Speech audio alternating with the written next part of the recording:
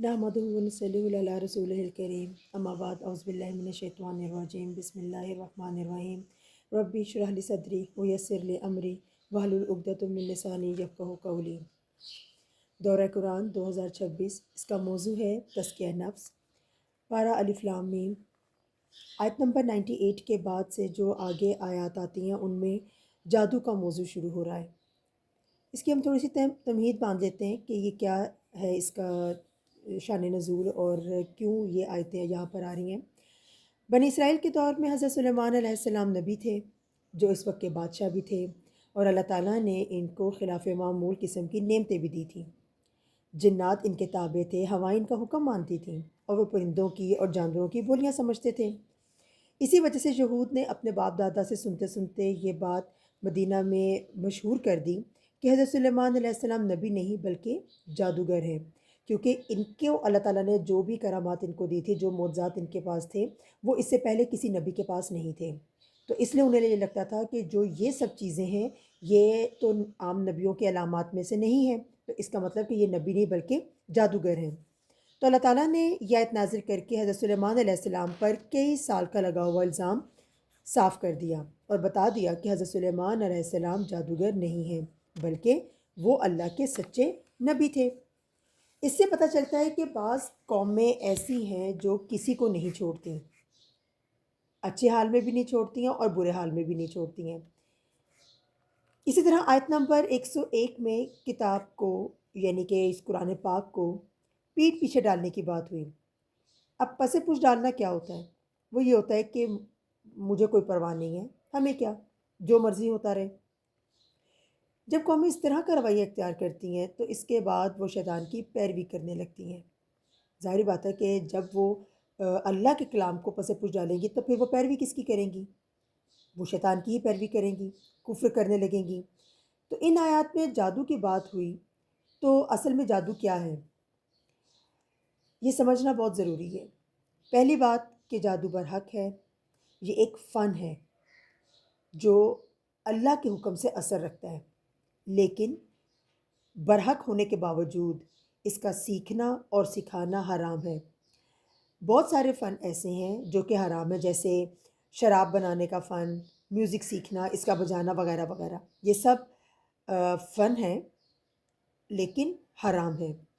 मतलब कि हर वो फ़न जिसमें अल्लाह ताला की नाफरमानी हो, इसको सीखना जायज़ नहीं है। और अब जादू की अगर हम हकीकत को देखें कि जादू क्या है, तो इसको हम ये समझ सकते हैं कि अगर कोई आपके सामने आए और आपको कहे कि आप बहुत खूबसूरत हैं, ये सुनकर हमें क्या फ़ील होगा? जिसको कोई कहे कि तुम बहुत अच्छे लग रहे हो, वो तो उसकी तो फीलिंग्स ही बहुत पॉज़िटिव और बहुत अच्छी हो जाएँगी। और जिसको ज़्यादा सारे लोग किसी महफ़िल में किसी एक को बहुत सारे लोग अगर ये कहें कि तुम आज अच्छे लग रहे हो, तो इसका असर और भी ज़्यादा हो जाएगा, ठीक है? लेकिन इसके बरक्स अगर कोई आपको आए और आपको ये कहे कि तुम तो बहुत बदतमीज़ हो, और आपको गाली दे, बुरा भला कहे, इसका भी एक असर होगा, ठीक है ना? लेकिन अगर वो सबके सामने आकर आपको ये बात कहे कि तुम बड़े बदतमीज़ हो, तुम बहुत बुरे हो, तुम बड़े चालाक हो, दिस एंड दैट, तो उसका अपना एक और असर होगा। तो जादू के कलमात भी होते हैं। आप किसी को एक दफ़ा कहें कि तुम बहुत बदतमीज़ हो, तो उसका खून खौलना शुरू हो जाएगा। और अगर इस जुमले को आप कई बार कहें, तो फिर क्या होगा कि वो चोट उसके, यानी उसकी जो फीलिंग्स हैं वो कहाँ पर चली जाएँगी? उसकी रूह के ऊपर असर करना शुरू कर देंगी कि एक ही बात बार-बार, बार-बार जब वो सुनेगा, तो उसकी रूह ज़ख्मी होना शुरू हो जाएगी। जिस तरह मादे को मादे पर मारने से असर होता है, इसी तरह रूह पर लफ्ज़ों का असर होता है। जादू कुछ नहीं होता, चंद कलमात होते हैं, आप कुछ वर्ड्स पढ़ते हैं और ये पढ़कर हमारे नफ्स को आप कमज़ोर कर देते हैं। अल्लाह के हुक्म के बगैर, ये बात ज़हन में रखें, बेशक जादू बरहक है, लेकिन अगर अल्लाह नहीं चाहेगा तो कोई कलमात, कोई जादू असर नहीं करेगा। और अगर अल्लाह चाहेगा तो वो जो भी जादू है, जो भी असर है, वो असर करेगा। अब क्या है कि अगर आपको ये शक है कि आपके ऊपर जादू कोई करवा रहा है, तो आप इसके लिए, अल्लाह ताला ने हमें बहुत सारी प्रोटेक्टिंग शील्ड्स दी हैं, हम वो इस्तेमाल कर सकते हैं। उसके लिए क्या है कि सुबह शाम की दुआओं को पढ़ने का अपना एक मामूल बना लें। سورہ فلق اور سورہ ناس کا پڑھنا، کیونکہ یہ دونوں آیتیں تو نازل ہی تب ہوئی تھی جب اللہ کے نبی صلی اللہ علیہ وسلم پر جادو ہوا تھا۔ یعنی اگر آپ صلی اللہ علیہ وسلم پر جادو کا اثر ہو گیا، ٹھیک ہے، تو اس سے بھی یہ بات پتہ چلتی ہے کہ جادو برحق ہے، اللہ کے اذن سے ہوتا ہے، اللہ کی اجازت سے ہوتا ہے، لیکن اس کے ساتھ ہی اس کی پروٹیکشن بھی آ گئی۔ جیسی جادو ہوا تو یہ دو صورتیں بھی نازل ہو گئیں، اور یہ بتا دیا کہ یہ اگر دو صورتیں پڑھتے رہیں گے، آپ صبح شام پڑھیں گے اپنے اوپر، آپ اس کو پڑھ کر پھونک لیں گے تو، یا اپنے بچوں پر پھونک لیں یا اپنے گھر والوں پر پھونک لیں گے، تو کیا ہوگا کہ آپ اس جادو ٹونوں کے اثر سے محفوظ ہو جائیں گے۔ تو بہرحال اپنی حفاظت تو ہم نے کرنی ہے۔ پھر اسی طرح صاف ستھرے رہیں۔ کچھ چیزیں ایسی ہیں کہ جن سے انسان کے جسم کے اندر شیطان کا داخلہ بڑا آسان ہو جاتا ہے، جیسے لمبے ناخن، غیر ضروری بال اگر 40 دن سے زیادہ رکھ لیے جائیں تو ان سے بھی جسم کے اندر شیطان داخل ہو جاتا ہے۔ پھر اسی طرح بہت انتہا پسندانہ رویہ، یعنی بہت خوشی، بہت غم، بہت اداسی، بہت سونا، بہت سوچنا، اور جہاں پر نیگیٹیوٹی زیادہ ہو آپ کی سوچ کے اندر، منفی سوچیں ہوں، تو وہاں پر پھر اس کا مطلب یہ ہے کہ آپ نے اپنے آپ کو شیطان کے حوالے کر دیا۔ جیسے کہا جاتا ہے نا کہ مایوسی کفر ہے، تو جب آپ حد سے زیادہ مایوس ہو جاتے ہیں، پھر آپ کو اللہ کی نعمتیں نظر نہیں آتی ہیں، بلکہ آپ اللہ سے گلے شکوے کرنے لگتے ہیں، اور یہ جو گلے شکوے ہیں یہ شیطان کا رستہ کھول دیتے ہیں، ٹھیک ہے؟ تو ہم نے کیا کرنا ہے کہ ہم نے ان سب برائیوں سے بچنا ہے، اور اللہ تعالیٰ سے ہماری یہ دعا ہے کہ اللہ تعالیٰ ہمیں ان فتنوں سے بچا لے، آمین۔ اس کے بعد 104 آیت میں ایک ہمیں بہت خوبصورت ادب ملتا ہے، اور یہاں سے اگلی آیتوں میں وہ موضوع بیان ہو رہا ہے جس کو ہم نے اس پارے کی بنیاد بنایا تھا، اور ہم نے اس پارے کی بنیاد کیا موضوع بنایا تھا؟ حسد۔ آیت نمبر 109 میں حسد کی بات ہوئی۔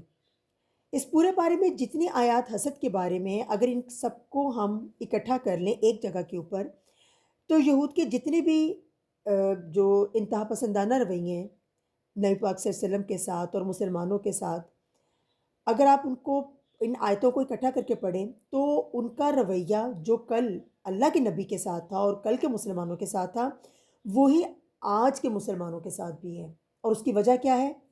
حسد۔ اب ہم حسد کی تعریف دیکھتے ہیں کہ حسد ہوتا کیا ہے۔ اللہ کی تقسیم سے اختلاف رکھنا، کسی کی نعمت کو دیکھ کر جیلسی فیل کرنا، اور ہر نعمت والے سے لوگ جلتے ہیں۔ اللہ تعالیٰ کا نظام ہے، اللہ تعالیٰ نے دنیا کا نظام چلانے کے لیے لوگوں کو مختلف طرح کا بنایا ہے، مختلف لوگوں کو مختلف ایبیلٹیز دی ہیں، ان کی قابلیتیں ڈیفرنٹ ہیں، اور ان میں فرق رکھا ہے۔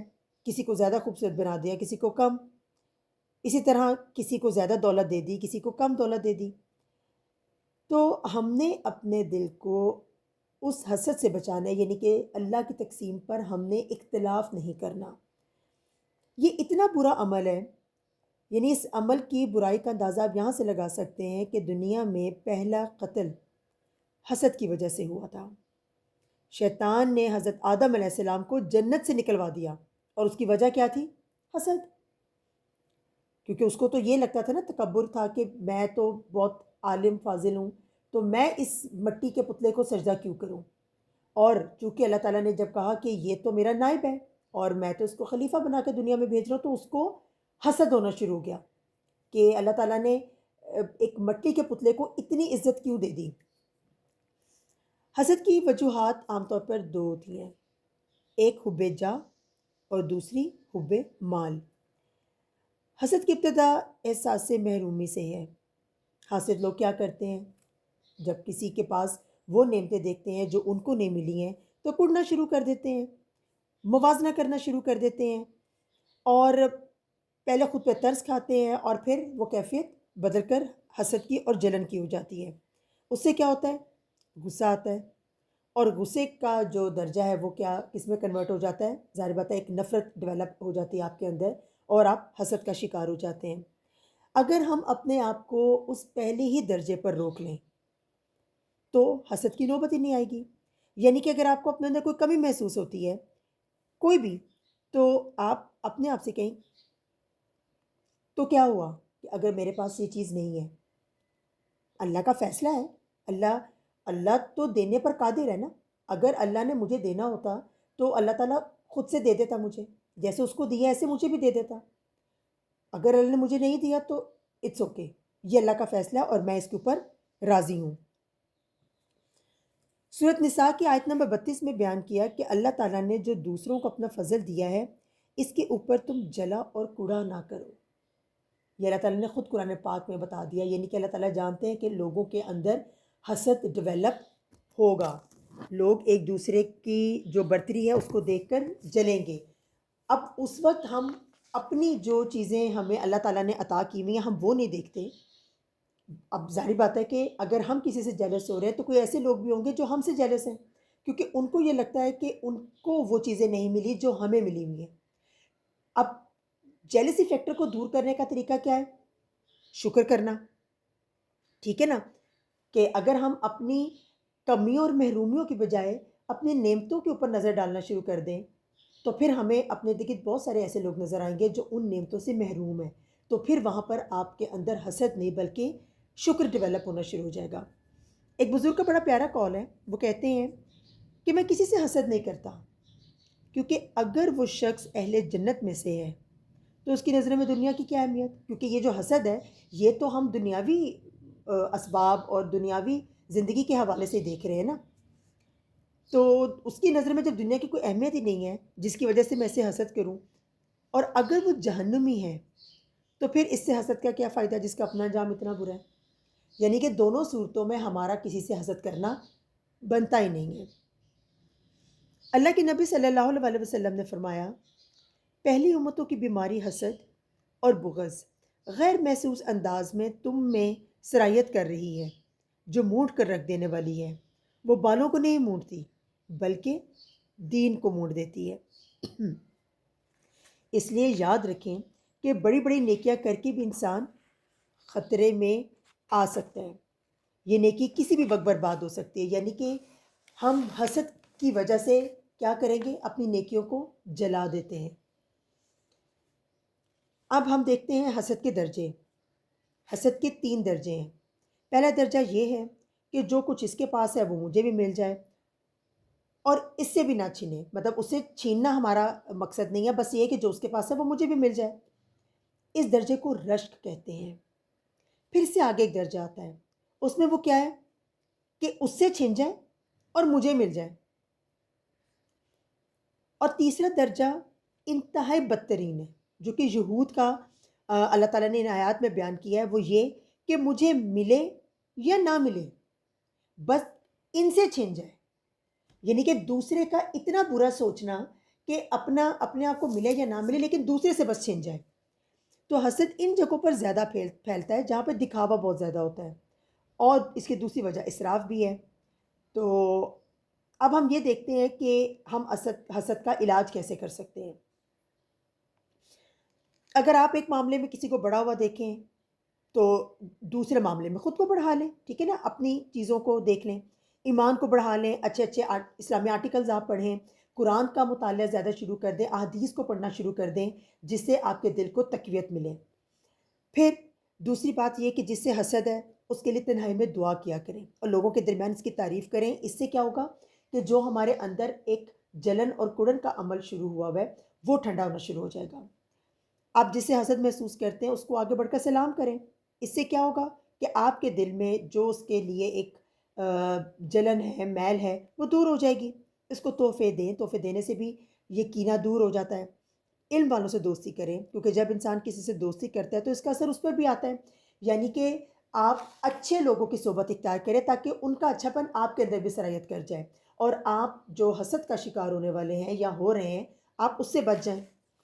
حسد سے بچنے کا ایک عام ذریعہ یہ بھی ہے کہ خود کو یقین دلائیں کہ یہ اس کا ذاتی فیصلہ تو نہیں ہے، یہ اللہ نے اس کو دیا ہے. اگر میں اس سے حسد کروں گا تو یہ زیادتی ہے. ظاہری بات ہے کہ یہ اللہ کی تقسیم ہے نا، اللہ نے کسی کو کوئی چیز زیادہ دے دی اور آپ کو نہیں دی یا آپ کو کم دے دی، تو یہ اللہ کی تقسیم ہے، اس پر میں نے راضی رہنا ہے.